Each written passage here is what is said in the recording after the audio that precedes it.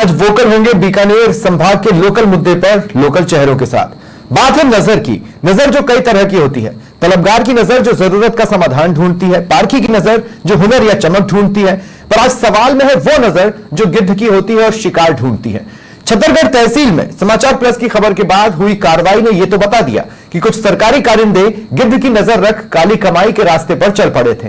गड़बड़झाले का जरिया बनी सरकारी जमीन बंदरबाट हुई। टाइमिंग रही गहलोत सरकार के जाने और भजनलाल सरकार के आने और जिम्मेदारी संभालने के बीच की, यानी कुछ दिनों में ही खेल हो गया। सवाल कई हैं जिन्हें आज उठाएंगे। पहले एक बार कार्रवाई से जुड़ी कुछ बाइट्स सुन लीजिए।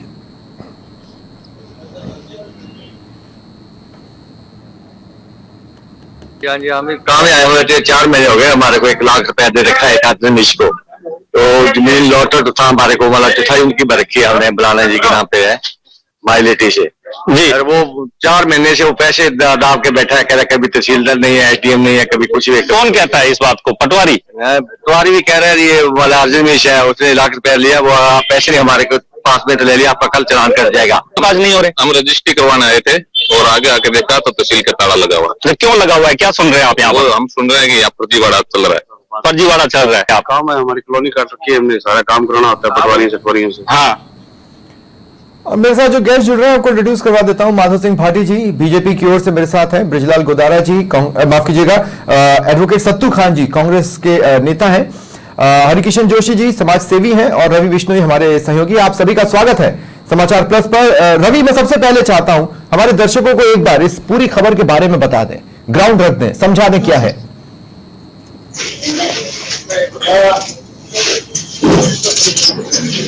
रवि बिश्नोई, मुझे सुन पा रहे हैं आप?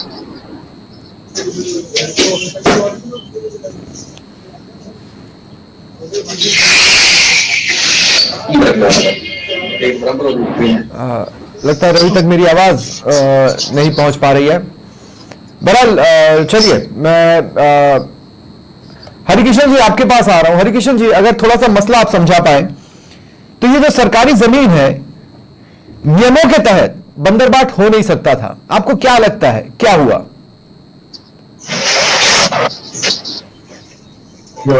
जी हरिकिशन जी बोले आप। हाँ, इसमें बंदरबाट की स्थिति ये है जी कि जब सरकार जा रही थी और दूसरी सरकार आ रही थी, उस दौरान उस समय जिन पटवारियों को किसी विशेष कारण से यहाँ लगाया हुआ था, जिन अधिकारियों को विशेष कारण से यहाँ लगाया हुआ था, वो अपने सारे पैसे वसूल करने की दृष्टि से वो चाहे किसी भी तरीके से गैर कानूनी तरीके से और सही तरीके से किसानों से पैसा वसूल करना चाह रहे थे। इसलिए उन्होंने क्या किया कि जो जमीनें सरकार की थी, तो सरकारी जमीनें थी, उनको गैर तरीके से, गैर कानूनी तरीके से उन्होंने बैकडेट के अंदर और अनऑथराइज तरीके से, गलत तरीके से उन्होंने उसको रिकॉर्ड पर इंतकाल दर्ज किया। इस तरह के आज नहीं अनेकों समय से ये ऐसा चल रहा है कि रिकॉर्ड जो है वो संधारित नहीं किया जा रहा है। तहसील का रिकॉर्ड जो है वो संधारित नहीं किया जा रहा है सही तरीके से। इसके लिए बार बार हमने एक सामाजिक कार्यकर्ता होने के नाते मैंने भी कई बार लिखित में शिकायतें की, बीते की हाईकोर्ट के अंदर गए, हाईकोर्टों में जाने के बाद भी उन्होंने रिकॉर्ड को संधारित नहीं किया। ठीक है रवि बिश्नोई, मेरी आवाज मिल रही है आपको? जी जी रवि, एक बार शॉर्ट में ये पूरा गड़बड़झाला जो है ना उसको समझा दें।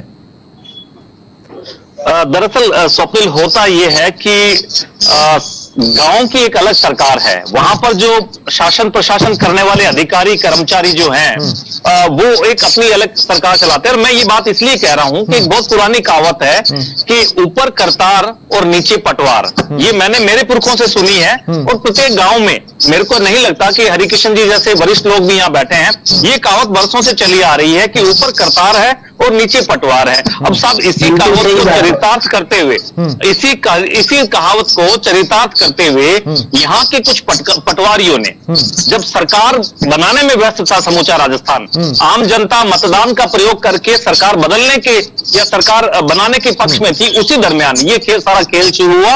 और 1970 और 1971 यानी मेरे जन्म से भी 10 साल पहले के जो पट्टे थे, उन पट्टों की अचानक से एक बाढ़ जो है वो छत्तीसगढ़ में आ जाती है और यहाँ पर उनका म्यूटेशन यानी इंतकाल दर्ज करने की कार्रवाई शुरू हो जाती है। हम सब लोग व्यस्त थे चुनाव में, किसी को भी इल्म नहीं था कि इस तरह का खेल चल रहा है। बट होता यह है कि जो अराजीराज जमीन, जिसे सरकारी भाषा में अराजीराज कहा जाता है, यानी वो अनुपयोगी जमीन है, वो सरकारी जमीन है, वो किसी काश्तकार को अलॉट नहीं है। उस जमीन को न केवल छोटे पैमाने पे बल्कि बहुत बड़े पैमाने पे, किसी को 75 बीघा, किसी को 50 बीघा, इस तरह के पट्टे अचानक से आ जाते हैं। और पटवारी जो है, और मजे वाली बात देखिए, आज एक पटवारी को सस्पेंड करने की अनुशंसा तहसीलदार द्वारा की गई है, उसका नाम सुंदर लाल है। वो पटवारी छुट्टियों पर रहते हुए अपने अन्य साथी पटवारियों की मदद लेता है और ऐसी 75 बीघा जमीन, 50 बीघा जमीन जो है वो 1970 और 71 की फोटोकॉपियां लेके आता है, सत्यापित प्रमाणित प्रतिलिपियां, मतलब ओरिजिनल पट्टा फिर भी नहीं है, और उनके आधार पर उनका म्यूटेशन, उनका इंतकाल जो है वो तहसील में दर्ज हो जाता है। अब आप देखिए कि सरकार जाने और सरकार आने के दौरान इस तरह से हजारों बीघा जमीन जो है वो अलॉट कर दी जाती है। और अलॉट क्यों की जा रही है? ताकि भूमाफिया और दलाल इन्हें राजस्थान में आने वाली सोलर कंपनियों को बेच सके और एक मोटी कमाई जो है वो कर सके। ये मामला, समूचा मामला जो है मुख्य सचिव तक पहुंच चुका था और भजनलाल सरकार एक्शन में आती है। मुख्य सचिव जिला कलेक्टर को निर्देश देते हैं, जिला कलेक्टर अपने एक IAS अधिकारी को भेजते हैं, सहायक कलेक्टर बीकानेर को, और छत्तीसगढ़ में तहसीलदार दीप्ति के साथ मिलकर आज सबसे पहले दामोलाई तहसील को सील किया जाता है। वहां के सारे दस्तावेज जो है वो समेटे जाते हैं और बाद में छत्तीसगढ़ में आके तकरीबन 3 से 4 घंटे तक तमाम दस्तावेजों को सील किया जाता है। अभी तक तो वो चीजें जो सामने आ गई हैं, जो सामने नहीं आया है उसका क्या, मामला खुला कैसे, ये तमाम वो सवाल है। लेकिन उससे पहले भाटी साहब, मैं आपके पास आ रहा हूं। भाटी साहब, जब चुनावों का प्रचार चल रहा था उसी दौरान ये भ्रष्टाचार का खेल चल रहा था। आप लोगों का ये कहना था कि हम आने वाले हैं, ये बिल्कुल साफ है, लेकिन भ्रष्टाचारी डरे ही नहीं। भ्रष्टाचारी इस बात से डरे ही नहीं कि भाजपा आने वाली है। कोई खौफ नहीं है आप लोगों का भ्रष्टाचारियों में। आपने बिल्कुल सत्य कहा, वो सिर्फ पैसे कमाने में लगे हुए थे। लगातार उनकी आदतें रही, लगातार आज अभी इसी समय से नहीं, काफी समय से ऐसा खेल चल रहा था। ये धीरे धीरे अब लास्ट में स्थिति ये रही कि अभी कर ले, नहीं तो क्या बाद में नहीं हो पाएगा। जिन लोगों से पैसे ले रखे थे, जिन लोगों से ये फर्जी पट्टे बना रखे थे, ये सब लोग इस तरीके से लगे जिस तरीके से वापिस समय नहीं आएगा। और लगातार दोबारा बन सकती है। अगर आपके जीरो टॉलरेंस से कोई नहीं डर रहा तो ये स्थिति दोबारा बनेगी, न जाने और क्या क्या खुलेगा। इसी जीरो टॉलरेंस के कारण ही अब ये जो कार्रवाई हुई है वो सब अच्छी तरीके से होगी। उसके बाद प्रशासन में भय भी होगा और प्रशासन के जो अधिकारी मिले हुए उनको हटाया भी जाएगा और उन पर कार्रवाई भी होगी। नहीं, लेकिन भाटी साहब आप इस बात की गंभीरता को समझिए। मैं कह रहा हूं आपकी आने की आहट से कोई नहीं डरा, जबकि होना यह चाहिए था कि अगर कोई मजबूत आने वाला है तो लोग डरे। अब जिस तरह से शासन चल रहा है, मुझे नहीं लगता कि बहुत जल्द इनमें किसी तरह का खौफ बनेगा। वो तो ये कहेंगे कि मामला बहुत लंबा खिंच गया, चलो अगली बार अपनी गलतियां सुधार लेते हैं, आगे बढ़ते हैं, किसी को पता नहीं चलेगा। नहीं, ये सही है, आप सही फरमा रहे हैं। लेकिन अब जिस तरीके से सरकार ने जीरो टॉलरेंस नीति पे काम करना शुरू किया है, जरूर घबराहट है, घबराहट होगी। देखते हैं। सत्तू खान जी, मैं आपके पास आ रहा हूं। खान साहब, मुझे एक बात बताइए, वो वही चुनाव प्रचार का वक्त अगर किसी तरह की नकेल कसी गई होती सरकारी अमले पर, तो मुझे नहीं लगता है कि इस तरह की स्थितियां सामने आती। मेरे ख्याल से सरकारी महकमा आपके अंदर में इतना खुला हो चुका था कि उनको जैसे ही मौका मिला उसने तरह से अपने रंग दिखाए।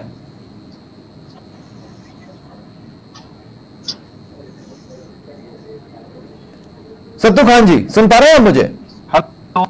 जी हाँ, बिल्कुल सुन रहा हूँ। हाँ, इसमें सर यही बात बिल्कुल नकेल कसी गई थी। और ये जब चुनाव का टाइम आया उस दरमियान ये कुछ कहते हैं, ये बात सही है, लेकिन हमें इस बात को देखना पड़ेगा कि आखिर ये मैं एक टेक्निकली बात कर रहा हूँ कि आखिर ये पत्रावलियां कहाँ से इसकी जारी की गई, और अगर 71 की या उससे पहले की पत्रावली है, तो जो उस पत्रावली को संपादन करने के लिए जो भी जिम्मेदार अधिकारी था, अगर वो खारिज थी या वो योग्य नहीं थी, उनके ऊपर क्यों नहीं ऐसी मोहर लगाई गई या क्यों नहीं ऐसी टिप्पणी की गई कि भविष्य में ये किसी भी रूप में इसको काम में मतलब पत्रावलियां तो जयपुर तक भी पहुंची रही होगी ना। सरकार बनने के बाद भी कुछ समय तक काम चलता हो सरकार के तौर पर, तो आप ही बैठे हुए थे। नहीं, वो बिल्कुल बात आपकी सही है, लेकिन सरकार बनने के बाद में, सरकार के गठन होने के बाद में ये सारी चीजें हमें देखनी पड़ेगी कि आखिर ये नकल कब जारी हुई, कि चुनाव से पहले जारी हुई है या चुनाव के बाद जारी हुई है। अब रही बात कि ये जो खेल जो जिस तरीके से चला है, तो ये खाली निचले लेवल से हो सके ऐसा संभव नहीं है कि आखिर ये पत्रावली क्या बीकानेर रिकॉर्ड रूम से जारी हुई है या जैसे खाजूवाला से जारी हुई है। अगर वो जारी भी हुई है तो क्या वास्तव में जाली है या सही है। तो कई ऐसी चीजें हैं, बर्तन है, इनको देखना होगा सर। जब तक हम लोग इसको देख नहीं मुझे लगता है कि जाली का कोई सवाल बच रहा है। रवि बिश्नोई, क्या किसी चीज के जाली होने का कोई सवाल बच रहा है? अब तो सब दूध का दूध पानी का पानी स्टेज पर है। और मैं फिर कह रहा हूं कि ये पत्रावलियां तो जयपुर भी भेजी जा रही होंगी ना, कोई तो बैठ के मॉनिटरिंग कर ही रहा होगा ना, लास्ट मॉनिटरिंग, अल्टीमेट मॉनिटरिंग। देखिए, इस बात में कोई दोहराय नहीं है। मुझे भी बड़ा आश्चर्य हो रहा है। तत्तू काजी कांग्रेस का प्रतिनिधित्व करते हैं और वो ये कह रहे हैं कि देखना होगा कि अधिकारी जो हैं उन्होंने क्या किया है, क्या ऊपरी लेवल तक हुआ है या नहीं हुआ है। जबकि आपका सवाल स्पष्ट था कि 5 साल से आपका राज था, और राज था यहाँ तक कि जिस मैं तहसील की बात कर रहा हूँ, ये खाजूवाला विधानसभा में आती है और यहाँ से जो विधायक थे वो कैबिनेट मंत्री थे, स्तुति बोलती थी उनकी। तो इस बात में तो कोई दोहराय नहीं है कि गोविंदराम मेघवाल के इलाके में अगर कोई भ्रष्टाचार अधिकारी करता आ रहा हो या उसकी हिम्मत इस तरह की हो और उसको कोई ऐसा छोड़ दिया जाए, ऐसा संभव नहीं है। हालांकि यहाँ पर उल्टा हो रहा है। मैं स्वप्निल जी आपकी इजाजत से हरिकिशन जी जोशी जो हमारे साथ बैठे हैं, देखिए ये काफी उम्रदराज व्यक्ति है। इन्होंने धोरों की खाक छानी है। कई बार ये आते हैं मेरे पास और दस्तावेज दिखाते हैं। आज भी बहुत सारा पुलिंदा ये लेकर आए हैं। इनका ये कहना है कि आज से भ्रष्टाचार नहीं है, ये भ्रष्टाचार लंबे वक्त से है। हालांकि कुछ कर्मचारियों ने, देखो मैं फिर दोहराऊंगा, कुछ पटवारी और कुछ कर्मचारियों ने ये सोचा कि सरकार जा रही है और दूसरी आएगी, तब तक हम हमारा खेल कर लेते हैं। इसके पीछे मंतव्य एक ही था, सोलर कंपनियों को जमीनें बेचना, और उन्हें आहट थी। अब हमें अगर किसी चीज का पहले से इल्म हो जाए और हम उसमें व्यक्तिगत फायदा देखने लगे, तो निश्चित रूप से ये भ्रष्टाचार है। उससे ना तो नई वाली सरकार बच सकती है और ना पुरानी वाली। नए वालों के पास में अब मौका ये है कि वो ये कह रहे हैं कि हमें जैसे ही पता चला हम जांच करवा रहे हैं और तमाम दस्तावेज जो है वो सील किए जा रहे हैं, सील किए जा रहे हैं। परंतु उस अंतिम छोर के किसान की कौन सोचेगा, जो यहाँ सुबह से लेकर शाम तक खड़ा रहता है, परंतु उसे पटवारी नहीं मिलता, क्योंकि पटवारी की उपमा वही है कि ऊपर सरकार और नीचे पटवार। तो हरिकिशन जी, अगर आप ये प्रकाश डालें कि ये भ्रष्टाचार घोटाला जमीन से जुड़ा हुआ, छत्तीसगढ़ अपने आप में अनोखा है। देखिए, भूदान भी यहाँ पर है। तो आप हरिकिशन जी इसको कैसे देखेंगे कि ये कब से जमीनें जो है वो चली आ रही है, और आपने इसके लिए क्या क्या प्रयास किए? आपने प्रधानमंत्री तक को पत्र लिखे थे ना हरिकिशन जी। हरिकिशन जी, आप सुन पा रहे हैं? हाँ जी, हरिकिशन जी, रवि बिश्नोई आपसे सवाल पूछ रहे हैं। मैं ये कह रहा हूँ कि मैंने ये दस्तावेज मैं आपको कुछ दिखा रहा हूँ।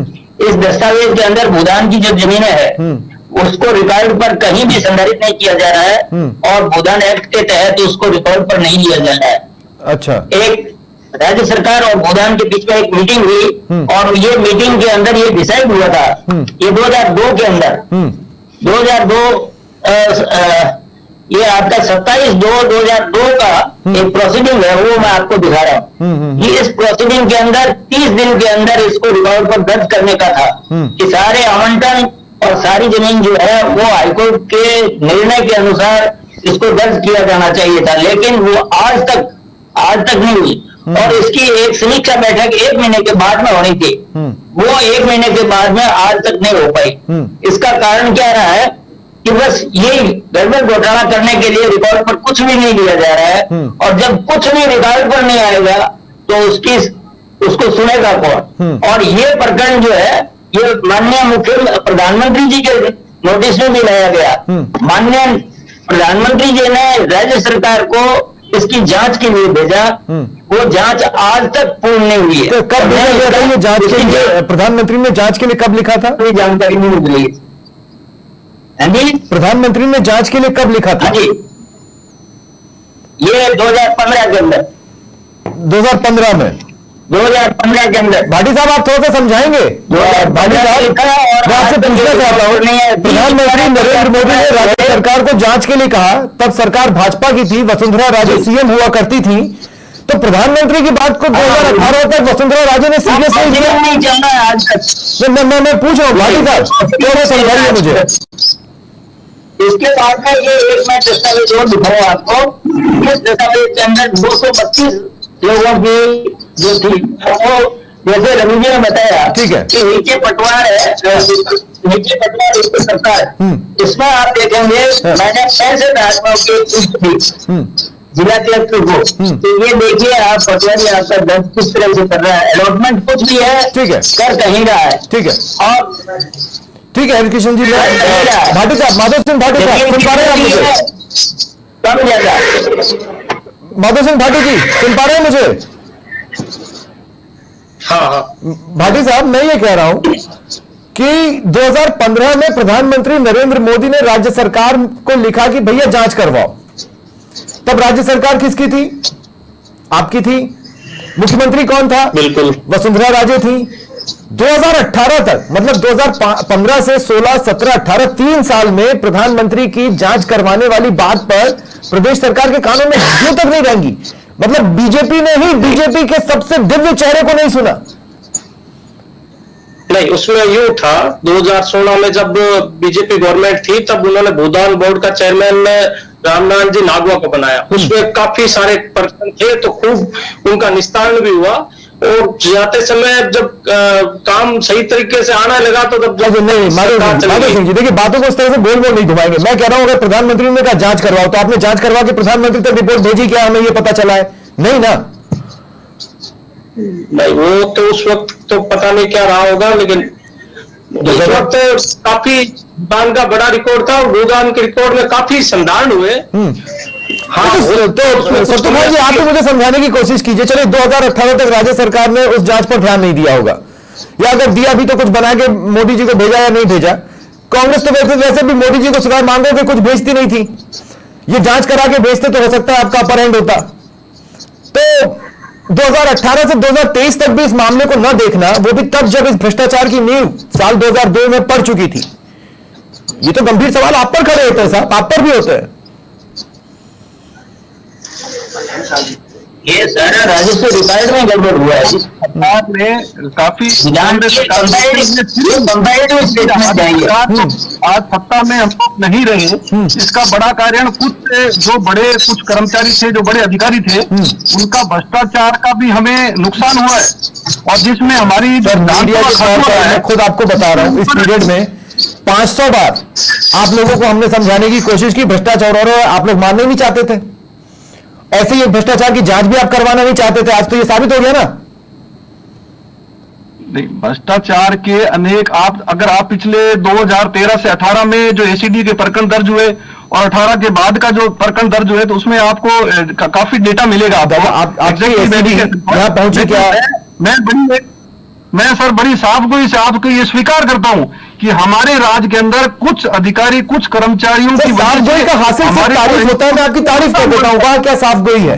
मैं भाटी साहब की तारीफ भी कर देता हूं कि वाह क्या साफगोई है, लेकिन ये समय लौट कर नहीं आता ना सर। ये बात भी तो समझना होगा ना। रवि विश्नोई, मैं आपके पास आ रहा हूं। देखिए क्या होता है ना, कई बार जब कहीं से हाईवे निकलने वाला होता है या कहीं पर कुछ बड़ी चीज होने वाली होती है, तो उससे जुड़ी कोई भी नोटिफिकेशन या खबर या कोई भी बात निकलने से पहले खबर मार्केट में आती है, और उसके आसपास की जमीन खरीद ली जाती है, ताकि बाद में वो ज्यादा कीमत पर बेची जा सके या फिर उसका इस्तेमाल किया जा सके। ये मामला गंभीर इसलिए है क्योंकि 5 सालों तक आप ये कहते रहे कि हम किसानों को पट्टे देने के लिए देखो कितनी बड़ी मुहिम चला रहे हैं, कितने कैंप्स लगा रहे हैं, है ना।